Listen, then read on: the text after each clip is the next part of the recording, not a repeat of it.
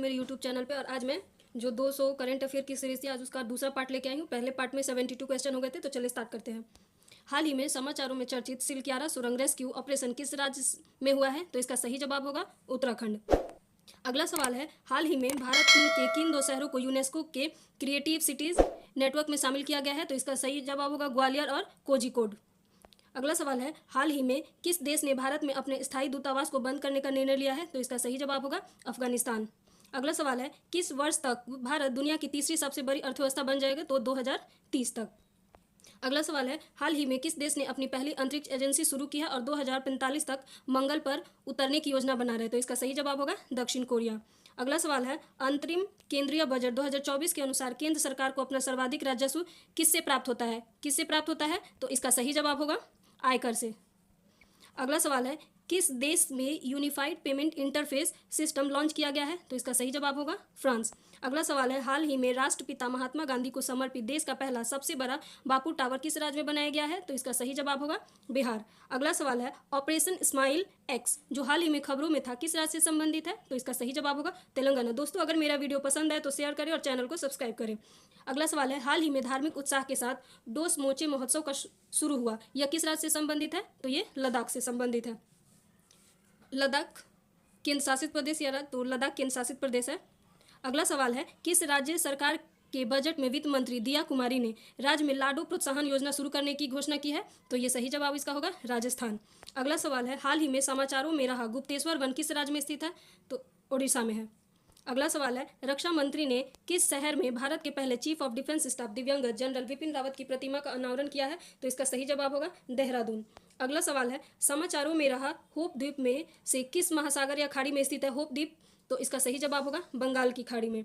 अगला सवाल है, हाल ही में विश्व स्वास्थ्य संगठन द्वारा किस देश को मलेरिया मुक्त देश के रूप में प्रमाणित किया गया है? तो इसका सही जवाब होगा केप वर्डे। अगला सवाल है, मासिक बेरोजगारी भत्ते के लिए युवा निधि योजना शुरू करने वाला राज्य कौन सा है? तो इसका सही जवाब होगा कर्नाटक। अगला सवाल है, खबरों में रहा ऑपरेशन सर्वशक्ति किससे संबंधित है? तो इसका सही जवाब होगा भारतीय सेना। अगला सवाल है, देश का पहला अनुसंधान आधारित ईंट उपग्रह कहाँ स्थापित किया जाएगा? तो इसका सही जवाब होगा उज्जैन। अगला सवाल है, हाल ही में कन्नड़ और संस्कृत में लिखा 10वीं शताब्दी का कदम शिलालेख किस राज्य में पाया गया? तो इसका सही जवाब होगा गोवा में। अगला सवाल है, भारत का कौन सा राज्य सभी दुर्घटना से संभावित स्थलों का मानचित्रण करने वाला पहला राज्य बन गया है? तो इसका सही जवाब होगा पंजाब। अगला सवाल है, हाल ही में किस राज्य सरकार ने वृद्धा पेंशन की आयु 60 वर्ष से घटाकर 50 कर दिया है? तो इसका सही जवाब होगा झारखंड। अगला सवाल है, किस राज्य ने सबसे बड़े सूर्य नमस्कार कार्यक्रम के लिए Guinness book of world record में रिकॉर्ड बनाया है? तो इसका सही जवाब होगा गुजरात। अगला सवाल है, कौन सा केंद्र शासित प्रदेश पीएम विश्वकर्मा योजना को लागू करने वाला पहला केंद्र शासित प्रदेश बन गया है? तो इसका सही जवाब होगा जम्मू और कश्मीर। अगला सवाल है, रक्षा मंत्री राजनाथ सिंह ने उत्तर प्रदेश के किस जिले में पहले अखिल भारतीय बालिका सैनिक स्कूल का उद्घाटन किया है? तो इसका सही जवाब होगा मथुरा में। अगला सवाल है, किस यूरोपीय संघ के देश ने पूरी तरह से डिजिटल शेंगेन वीजा लॉन्च किया है शेंगेन वीजा? तो इसका सही जवाब होगा फ्रांस ने।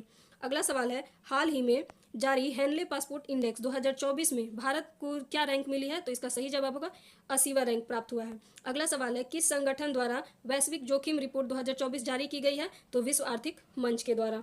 अगला सवाल है, किस राज्य द्वारा ऑपरेशन अमृत शुरू किया गया है? तो इसका सही जवाब होगा केरल राज्य द्वारा। अगला सवाल है, हाल ही में किस देश ने भारतीय सेनाएं हटाने का वहां की सरकार से भारत अनुरोध किया है कि उस देश में जो भारतीय सेना थी उसको हटाने का? तो ये किया है मालदीव। अगला सवाल है, समाचारों की सुर्खियों में रहा बॉर्डर किन दो देशों के बीच में समाचारों की सुर्खियों में रहा रफा बॉर्डर किन दो देशों के बीच की सीमा है? तो इजराइल और मिस्र। अगला सवाल है, प्रधानमंत्री नरेंद्र मोदी द्वारा 10,000वां जन औषधि केंद्र कहाँ समर्पित किया गया है? तो एम्स देवघर। अगला सवाल है, कौन सा भारतीय राज्य स्विट्जरलैंड के तौर में विश्व आर्थिक मंच के बैठक में भाग लिया है? कौन सा भारतीय राज्य स्विट्जरलैंड के में जो विश्व आर्थिक मंच की बैठक हुई है उसमें भाग लिया है? ये टाइपिंग मिस्टेक हो गया दोस्त, तो इसका सही जवाब होगा उत्तर प्रदेश। अगला सवाल है, हाल ही में किस राज्य के जो हाटी समुदाय को अनुसूचित जनजाति का दर्जा मिला है? तो ये हिमाचल प्रदेश। हिमाचल प्रदेश के अमनौर जिले में ये जनजाति पाई जाती है। अगला सवाल है, किसे हाल ही में एम.एस. स्वामीनाथन पुरस्कार से सम्मानित किया गया है? तो इसका सही जवाब होगा बी.आर. कंबोज को। अगला सवाल है, हाल ही में केंद्र सरकार किस देश की अंतर्राष्ट्रीय सीमा पर मुक्त आवाजाही व्यवस्था को समाप्त करने की योजना बना रही है? तो इसका सही जवाब होगा म्यांमार। अगला सवाल है, हाल ही में किस देश ने हिम तेंदुए को राष्ट्रीय प्रतीक के रूप में घोषित किया है? तो इसका सही जवाब होगा किर्गिस्तान। अगला सवाल है, महाराष्ट्र की पहली महिला पुलिस महानिदेशक कौन बनी है? तो इसका सही जवाब होगा रश्मि शुक्ला। अगला सवाल है, हाइड्रोजन संचालित शहरी ट्रेनों को लॉन्च करने वाला एशिया का पहला और दुनिया का दूसरा देश कौन बना है? तो इसका सही जवाब होगा चाइना।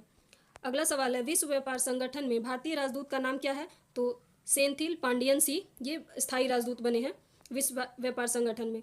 अगला सवाल है, किस बैडमिंटन खिलाड़ी को मेजर ध्यानचंद खेल रत्न अवार्ड 2023 से सम्मानित किया गया है? तो इसका सही जवाब होगा चिराग शेट्टी और सात्विक साईराज रंकीरेड्डी। अगला सवाल है, फ्रांस के नए प्रधानमंत्री के रूप में किसे नामित किया गया है? तो इसका सही जवाब होगा गैब्रियल अटाल। अगला सवाल है, भारतीय नौसेना का बहुराष्ट्रीय अभ्यास मिलन 24 का आयोजन कहाँ किया गया? तो इसका सही जवाब होगा विशाखापत्तनम। अगला सवाल है, डीआरडीओ ने सशस्त्र बलों के लिए कौन सी स्वदेशी असॉल्ट राइफल लॉन्च की है? तो इसका सही जवाब है उग्रम।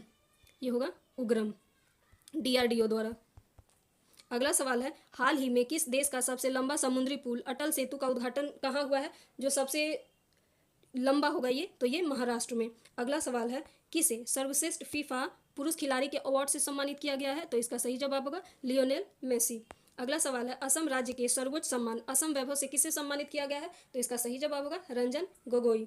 अगला सवाल है, पाकिस्तान पर सर्जिकल स्ट्राइक करने वाला दुनिया का तीसरा देश कौन बना है? तो ईरान। पहला देश अमेरिका और दूसरा देश भारत और तीसरा बना है ईरान। अगला सवाल है, भारत सरकार ने नई शिक्षा नीति के तहत किस भाषा को भारत के नवीन शास्त्रीय भाषाओं के रूप में शामिल किया है? तो इसका सही जवाब होगा फारसी। अगला सवाल है, भारतीय सेना ने जम्मू कश्मीर के राजौरी और पुंछ इलाके से आतंकवादियों को सफाया करने के लिए ऑपरेशन शुरू किया है। कौन सा ऑपरेशन? तो इसका सही जवाब होगा ऑपरेशन सर्वशक्ति। अगला सवाल है, एशिया के सबसे बड़े विमान एक्सपो विंग्स इंडिया 2024 का आयोजन कहाँ किया गया है? तो इसका सही जवाब होगा हैदराबाद। अगला सवाल है, हाल ही में चंद्रमा की धरती पर उतरने वाला दुनिया का 5वां देश कौन बना? तो इसका सही जवाब होगा जापान। अगला सवाल है, 6 बार की गणतंत्र दिवस परेड में विदेशी मेहमान बनने वाला एकमात्र देश कौन बना? तो इसका सही जवाब होगा फ्रांस। अगला सवाल है, विश्व की पहली परमाणु बैटरी किस देश ने विकसित की है? तो इसका सही जवाब होगा चीन। अगला सवाल है, विश्व की सबसे बड़ी बी.आर. अम्बेडकर की मूर्ति कहाँ स्थापित की गई है? तो आंध्र प्रदेश में, ये 125 फीट की है। अगला सवाल है, फोर्ब्स की रिपोर्ट के अनुसार स्वर्ण भंडार के मामले में भारत को कौन सा स्थान मिला है? तो 9वें स्थान पे है, स्वर्ण भंडार के मामले में 9वें स्थान पे। अगला सवाल है, हाल ही में जारी पहले वैज्ञानिक गणना के अनुसार सर्वाधिक हिम तेंदुआ, इसका जवाब होगा हिम तेंदुआ की आबादी कहाँ दर्ज की गई है? तो लद्दाख में 477।